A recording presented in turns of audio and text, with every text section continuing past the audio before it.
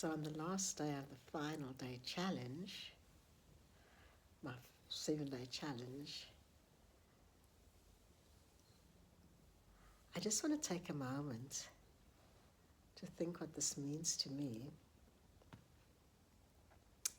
and how it could possibly add some meaning to your life.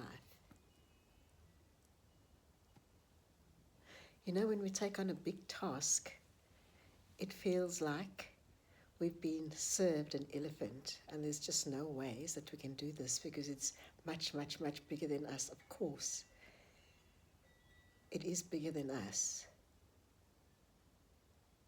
But it doesn't have to deplete us, especially if it is geared towards our life purpose.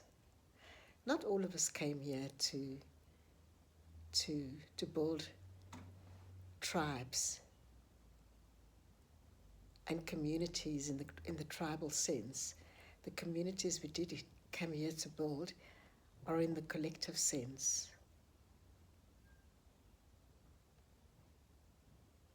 So that's shifting the mindset of people from independent to interdependent and living together. So nobody's in isolation, because the problem with isolation, you're all alone, you feel alone, and in that way, fear comes up, and in that way, that's what the archons and the orchestrators of this world, this is what they feed on. They feed on our fear. This is why the scriptures have been twisted to include fear, to make sure that you stay true to fear. So just drop the God-fearing part of the God part and replace fearing with loving. Because God-fearing is a BS concept. Think about it this way. Do you fear your father? Or do you get excited every time you see your father? You call him dad because he's a dad. But it's the same with our Father. How can our Father be punitive and say, worship me? Which child worships their father? It doesn't make sense. Our Father is our provider. He's just loving on us. And I'm going to give you the analogy of an example of God that a 5-year-old tried to explain to his mom. The 5-year-old happened to be Mr. Rupert, is it Rupert Spira? You can check him out on the internet, and he's a spiritual teacher like Eckhart Tolle. So this was the story, and he's trying to explain to his mom what he thinks God is, and he says, God is the one that dreamed all of us up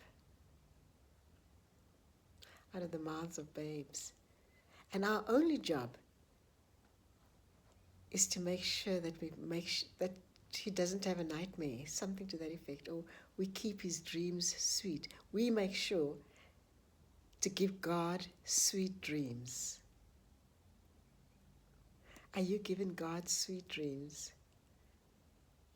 Or are you just being a devil, a spris? Times are so hard, we don't have to make it harder for each other. I think we need to soften, just add a little bit of softness to everyone's experience, and we can help each other out like that.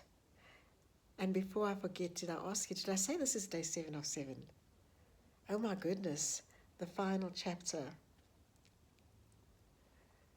That's exciting, eh? So over the next 2 days, I'm going to contemplate, and I want your help in letting me know, do you think my videos are of value? And can it potentially change somebody's life for the better, so that one person whose life it changes can go out and be the ripple effect, and they can change the world? Now, wouldn't that just be amazing? And the lazy man's easy way out. What I really want to teach is how to be playful, because the world is so serious. And a little bit of playfulness, I mean, a little bit of playfulness could be welcome.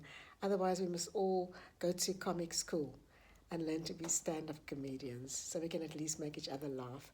Because also you have to seek out laughter as a daily pleasure so you can secrete the correct hormones. Pleasure has for too long been judged as carnal and all of that nonsense. Pleasure is good for us. Make sure you get your daily dose of pleasure and hopefully a good dose of laughter. Do tune in to these comic programs and let nothing stand in the way between you and having your best life. I love you so much. Till later, alligator. Be chilled, eh?